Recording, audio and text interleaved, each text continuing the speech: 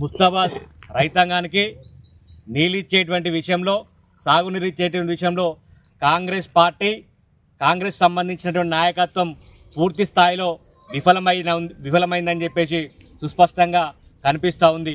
ఈరోజు రైతాంగానికి నీరు అందించమంటే, రైతాంగానికి సక్రమంగా నీరు అందించమని చెప్పేసి మేము క్వశ్చన్ చేస్తే, ప్రతిపక్షంగా క్వశ్చన్ చేస్తే మమ్మల్ని, రైతుల గురించి పోరాటం చేసేటువంటి మమ్మల్ని వెధవలు అని చెప్పేసి నిందిస్తూ ఉన్నారు. రైట్, మీరు వెధవలన్నా, మీరు ఎన్ని మాటలన్నా రైతాంగం కోసం మేము పడడానికి సిద్ధంగా ఉన్నాం.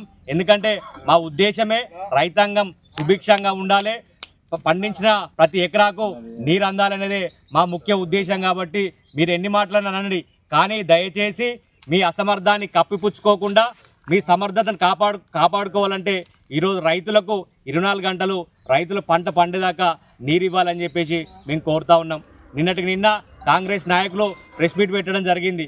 ఆ ప్రెస్ మీట్లో ఎవరున్నారంటే వాళ్ళ పార్టీకి సంబంధించినటువంటి నాయకులు తప్ప, ఆ ప్రెస్ మీట్లో కానీ ఈ కాలువలో పూలు చల్లినటువంటి దాంట్లో కానీ వాళ్ళ నాయకులే తప్ప ఏ ఒక్క రైతు లేడు. రైతులందరూ గీడున్నారు, రైతుల కడుపు గాలి గీడ ఎండిపోయిన కాలువల నిల్చున్నారు. ఈరోజు మొన్నటికి మొన్న రైతాంగం నీరు అంతలే అని చెప్పేసి ఇదే రైతులందరూ తీసుకొని పోయి ఎంఆర్ఓ ఆఫీస్ దగ్గర పోయి ఏఈ గారిని, డిఈ గారిని సంప్రదిస్తే వారు రాత్రే నీళ్లు వదలడం జరిగింది. ఆ వదిలినటువంటి కాలువల్లో ఈరోజు ఇదంతా మేమే వడగొట్టినాం, ఈ నీళ్లు రావడానికి కారణం మేమే అన్నట్టుగా పూలు చల్లేరు. ఇలా పూలు చల్లితే మీరు చల్లిన పూలు 24 గంటలు కాకముందే ఆరిపోయినటువంటి పరిస్థితి. ఈరోజు మేము రాజకీయాలు చేస్తలే, రైతులకు నీరు అందించాలంటున్నాం. ఎందుకంటే కాంగ్రెస్ పార్టీ, కాంగ్రెస్ ప్రభుత్వం అంటేనే అబద్ధానికి మారుపేరు కాంగ్రెస్ పార్టీ. ఈ మాట ఎందుకు అంటున్నామంటే ఈరోజు రుణమాఫీ చేసినా అని చెప్పేసి అన్నారు. చాలా మందికి రైతులకు ఈరోజు రుణమాఫీ కాలే, రైతు బంధు అందిస్తున్నారు. ఇప్పటి వరకు కూడా చాలా మంది రైతులకు రైతు బంధు వల్లేదు. అదే కేసీఆర్ గారి ప్రభుత్వంలో రైతులు దున్నకాల సమయంలో నాట్లేసే వరకే ఏకకాలంలో రైతులకు ఎన్ని ఎకరాలు ఉంటే అంత రైతు బంధు పడేది. కానీ మీరు ఇచ్చే ఒక ఎకరంకు రైతు బంధు ఇచ్చి ఈరోజు మొత్తం రైతాంగానికి ఏమో చేసినామని చెప్పేసి అంటే ప్రజలు నమ్మేటువంటి పరిస్థితులు లేరు. ఈరోజు మమ్మల్ని ఏదో నిందిస్తే, మమ్మల్ని ఏదో చేస్తే ప్రజలు గమనిస్తూ ఉన్నారు, రైతులు గమనిస్తూ ఉన్నారు. ఇలా రైతుల పక్షాన, పేద ప్రజల పక్షాన ఎవరు కొట్లాడుతూ ఉన్నారు? పేద ప్రజల గురించి బీఆర్ఎస్ నాయకత్వం ముందుంది. ఇలా బీఆర్ఎస్ పార్టీ నిందలేసి ఏదో చేయాలనుకుంటే ఆకాశం మీద ఉమ్మితే అది మీ మీద పడుతుంది. ఎట్టి పరిస్థితుల్లో కూడా రైతులకు కానీ, ప్రజలకు కానీ ఎటువంటి సమస్యలు ఉన్నా ఖచ్చితంగా బీఆర్ఎస్ నాయకత్వం ముందుండి కొట్లాడి మీ మెడలు వంచి, బట్టి కాదు, మీరు నీళ్ళు ఇవ్వకపోతే మీ మెడలు వంచి నీళ్లు కాలువలలో వారిచ్చే బాధ్యత మేము తీసుకుంటాం. మాకు ఎవరి మెడలు ఎట్లా వంచాలి, ఏం చేయాలని మాకు తెలుసు. ఈరోజు రైతుల గురించి మేము ఎందాక పోవడానికైనా సిద్ధంగా ఉన్నాం. మీకు శాత కాకపోతే మొత్తం శాతలైతలే అని చెప్పుర్రి. ఈరోజు అది చెప్పకుండా ఈరోజు మేము ఏమో కడతాం, మచ్చిపూచి మారేడుకాయ చేస్తా అంటే ఈరోజు ఎవ్వడు నమ్మేటువంటి పరిస్థితులు లేరు. ఈరోజు మీరు ఈ కాలువ నీళ్ళకే ఆగమాగమవుతురు బిడ్డ. 420 హామీలు ఇచ్చిర్రు, ఒక్కొక్క నిడిచిపెడతామా? మీ మెడలు వంచి మీరు ఇచ్చినటువంటి హామీలు నెరవేర్చేదాకా ఇలా తులం బంగారం ఎటువైంది, ఇలా మహిళలకు ఇచ్చే 2500 ఎటువైనాయి, రైతు బంధు ఎటువైంది, రైతు రుణమాఫీ ఎటువైంది, దళిత బంధు ఎటువైంది, ఒక్కటారెండా ఏం చేస్తానో? ఇలా రైతాంగానికి ఎరువుల కొరత ఎందుకు వస్తుంది? ఇదే కేసీఆర్ గారి ప్రభుత్వంలో ఎక్కడన్నా రైతులకు ఎరువుల కొరత ఉండేదా, యూరియా కొరత ఉండేదా? ఇలా యూరియా కోసం యూరియా సెంటర్ల దగ్గర రైతులు తన్నులాట.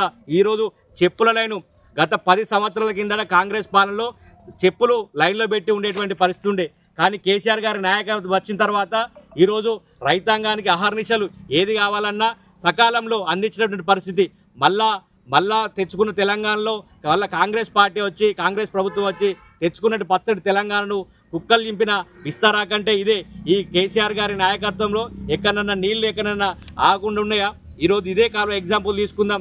ఈ కాలువ ద్వారానే పోతుగల్ వీర సముద్రం దాకా ఒక 2 రోజుల్లోనే నీళ్లు పోయినటువంటి పరిస్థితి. ఈరోజు మీకు చేయరాదు, చేసే శాతన కాదు, తెచ్చే దమ్ము లేదు, ఏ రకంగా చేయాలనే ప్రణాళిక కూడా మీకు లేదు. ఎందుకంటే మీ సరైన ఎందుకంటే మీరు అడ్డిమేర గుడ్లు వచ్చినటువంటి ప్రభుత్వం కాబట్టి మీరు సరైన అవగాహన లేదు. సరే, రాజకీయాలు అవన్నీ పక్కకు పెడితే ఇక్కడ ఉన్నటువంటి రైతాంగం, ముస్తాబాద్ రైతులారా, ముస్తాబాద్ ప్రజలారా ఆలోచన చేయాలి. ఈరోజు మీ గురించి ఎవరు కొట్లాడుతున్నారు? ఈరోజు ఈ నాయకుల్ని స్థానిక సంస్థల్లో మీ గురించి పనిచేయ నాయకుడు ఎవ్వడున్నా సరే వాళ్ళని బొంద పెట్టాలి, పాతాళ లోకంలో బొంద పెట్టాలి. ఈరోజు ప్రజల పక్షాన ఖచ్చితంగా మేము నిల్చుంటాం, ప్రజల కోసం కొట్లాడతాం, రైతాంగం కోసం ఎప్పుడు సమస్య వచ్చినా ఖచ్చితంగా ముందుంటాం. ఈ కాలువల ద్వారా నీళ్లు వారేదాకా, ఎందుకంటే మేము చెప్పేది కూడా మొన్న మీ లెక్క మధ్యాహ్నం పూటనో అర్ధరాత్రి పూట వచ్చేటువంటి వ్యక్తులం కాదు. ఇలా మా చుట్టుపక్కల మొత్తం రైతులు ఉన్నారు. ఇలా ఆ రైతుల ఒపీనియన్ తీసుకోండి, ఆ రైతుల దగ్గరకు వచ్చి చర్చ పెట్టండి. మీరు 2 ఎకరాలు వేసారు, ఇంకొక మాట మాట్లాడతారు. నిన్న రైతులు 2 ఎకరాలు వేసేటువంటిది ఉంటే 5 ఎకరాలు వేసిరట. అంటే రైతు ఎక్కువ వేసుకున్నాడంటే రైతు ఏమైనా పిసలేసి వేస్తాడా, లేకపోతే రైతుకు మతిలేక వేస్తాడా? రైతుకు ఎంత పొలం బారదని తెలియదా? అంటే వేయాల్సిన దానికంటే రైతాంగం ఎక్కువ వరి పొలం వేసిందట, ఈ మొగోళ్ళు నీళ్ళు ఇత్తలేరట, అది ఎండిపోతుందట. ఈ మొగోళ్ళు ఇస్తే అదే కేసీఆర్ గారి ప్రభుత్వంలో, కేసీఆర్ గారి నాయకత్వంలో రైతుకు ఎంత భూమి ఉంటే సాగు భూమిలో లేని కూడా దాన్ని సాగులోకి తీసుకొచ్చినటువంటి ఘనత కేసీఆర్ గారి ప్రభుత్వానికి. ఈరోజు మీరు ఉన్నటువంటి భూముల్ని, ఉన్నటువంటి పంటలను ఎండిపెట్టేటువంటి పరిస్థితి మీ నాయకత్వ దుస్థితి. ఖబర్దార్ హెచ్చరిస్తాను, ఎవరిని వదిలిపెట్టేటువంటి పరిస్థితి లేదు. ఏం చేస్తారు? మా అంటే మహేందర్ రెడ్డితో మాట్లాడి మా మీద కేసులు పెట్టిస్తారు కావచ్చు.